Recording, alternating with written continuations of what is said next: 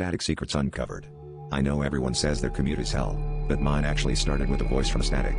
It was raining, late, and I was the only car on the road. Static crackled on the radio, but then it twisted into beeps and pauses. At first, I thought it was interference, but the rhythm felt purposeful, urgent.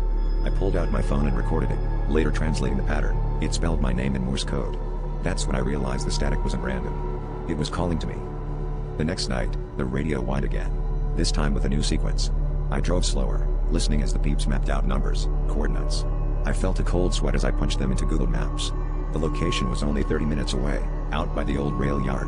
But what really set my heart pounding was the label that showed up on the satellite view: a forgotten cemetery, overgrown and fenced off, with headstones barely visible from the sky. Beneath their coordinates, I noticed something else: tomorrow's date chiseled in. By midnight, curiosity and dread had won. I drove out there, flashlight shaking in my hand, the static louder than ever in my ears. The cemetery was eerily silent except for the hum of my engine and the faint Morse beeping I now heard everywhere. I found the grave the coordinates led to, freshly dug, with a blank headstone. The earth was still loose.